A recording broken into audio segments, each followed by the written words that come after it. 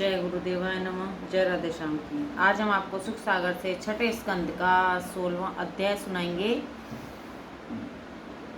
राजा चित्रकेतु को अंगिरा और नारद जी का उपदेश। सुखदेव जी कहते हैं, हे राजा परीक्षित, इस प्रकार चित्रकेतु को समझाकर नारद जी राजा के मरे हुए पुत्र को मंत्र से जीवित कर उसके मुख से उसकी आत्मकथा कहलवा कर राज्य परिवार का शोक दूर करा दिया। उसने कहा, जीव स्वतंत्र है, शरीर जड़ है, न इसका कोई मित्र है न शत्रु। यह आदित्य और बुद्धि का साक्षी रूप है।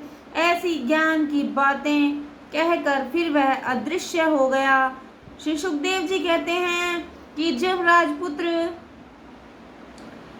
का जीव यह कहकर चला गया तो उसके कुटुंबियों ने आश्चर्यचकित होकर उसके प्रेम की श्रृंखला को त्याग दिया और उसका मृतक शरीर उठाकर अग्नि संस्कार कर दिया।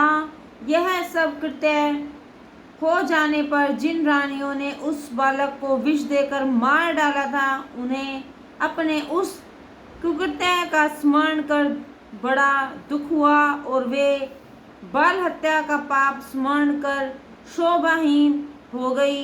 राजा चित्रकेतु को भी ज्ञान हो गया, जिससे वह पुत्र शोक को त्याग कर भगवान के चरणों में लीन हो गया।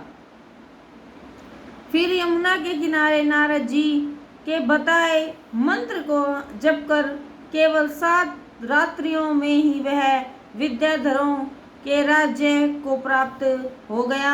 रानियों ने भी ब्राह्मणों से उपदेश ले प्रायश्चित द्वारा यमुना के तट पर बैठकर बाल हत्या का पाप धोया।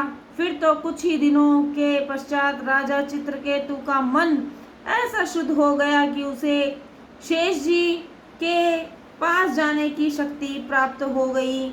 वह पूज्यों के भी पूज्य शेष जी के चरण कमलों के निकट जा पहुंचा। शेष जी के दर्शन होते ही चित्रकेतु ने उनकी बड़ी स्तुति की। इससे प्रसन्न होकर अनंत भगवान ने उससे कहा, हे राजन, यह भगवान नारद जी की कृपा है कि जिनके प्रभाव से तुझे मेरा दर्शन प्राप्त हुआ। उन्होंने जो ज्ञान तुमको दिया है वह सत्य है। विचार कर देखो तो तुम्हें यह ज्ञात होगा कि यह सारा स्थूल और सूक्ष्म रूप संसार मैं ही हूँ। मैं ही अंतर्यामी हूँ, रूप से सबको जगा रहा हूँ। मेरी ही द्वारा संसार प्रकाशित हो रहा है।